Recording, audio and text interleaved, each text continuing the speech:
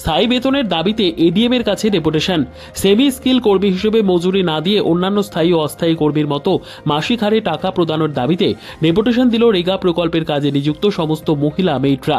শনিবার দিন সকাল 11টায় বিশ্রামগঞ্জ স্থিত সিপাহীজলা জেলার অতিরিক্ত জেলাশাসক রিঙ্কু লাঠুরের কাছে সিপাহীজলা জেলার 7টি ব্লকের জিপি এবং ভিসিতে রেগা প্রকল্পের কাজে নিযুক্ত মহিলা মেটরা তাদের দাবি সনদ অতিরিক্ত জেলাশাসকের হাতে তুলে দিয়ে স্থায়ীভাবে বেতনের দাবি জানান।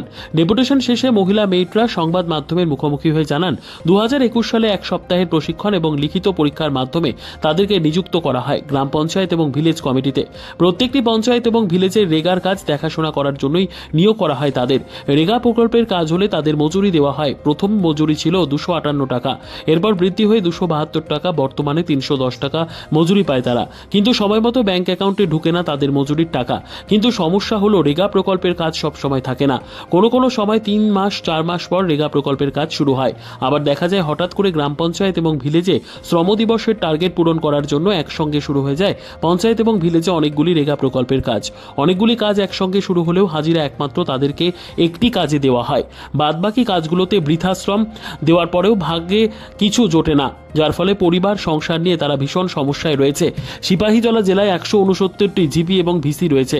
প্রত্যেক পঞ্চায়েত এবং ভিলেজে 2 জন করে নিয়োগ করা হয় রেগা প্রকল্পের কাজ দেখাশোনা করার জন্য মহিলা মেট। তাদের দাবি সরকারের কাছে যাতে করে তাদের জন্য কম হলেও চলবে ন্যূনতম একটি স্থির বেতনের ব্যবস্থা করা হয়। অতিরিক্ত জেলাশাসক তাদেরকে এই বলে আশ্বস্ত করেছেন যে তিনি তাদের এই দাবি সনদ জেলাশাসকের মাধ্যমে রাজ্যের মুখ্য সচিবের কাছে পাঠিয়ে দেবেন। ডেপুটেশন শেষে সংবাদ মাধ্যমে বিস্তৃতভাবে জানান রেগা প্রকল্পে নিযুক্ত মহিলা মেট বা জেলা শাসক অফিসের মধ্যেই। আপনারা কি উদ্দেশ্যে এডিএম এর কাছে ডেপুটেশন দিয়েছেন, কি দাবি নিয়ে?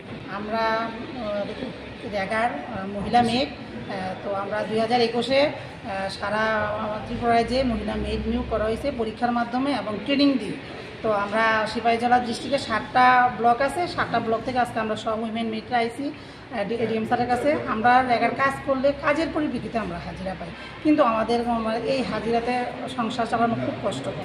তো এর জন্য আমরা এডিএম স্যারের কাছে অ্যাপ্লিকেশন দিয়েছি যাতে সরকার আমাদেরকে ন্যূনতম একটা সামান্য মান্থলি বেতন যদি আমরা কইরা দেয় তাহলে হয়তো আমরা সংসার পরিচালনা করা একটু সহজ হইব। এইটাই আমরা সরকারের কাছে আবেদন, আর এই নিয়েই আমরা মহিলা যত মেট আছে।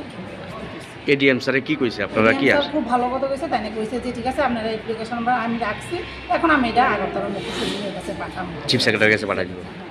তুলে সবসময় তো রেগার কাজ থাকে না? সবসময় রেগার কাজ থাকে না, যখন থাকে তাও হয়, তাও একসঙ্গে যদি অনেকটি কাজ হয় আমরা তো একটাকে 2টার কাজে পাই, বাকিটি পাই না, কিন্তু কাজ আমরা সবটি দেখতে হয়, করতে হয়। তুলে যখন মানে কাজ পান রেগার তখন হাজিরাটা কত থাকে? আমরা হাজিরা 310 টাকা। 310 টাকা। আগে কত ছিল?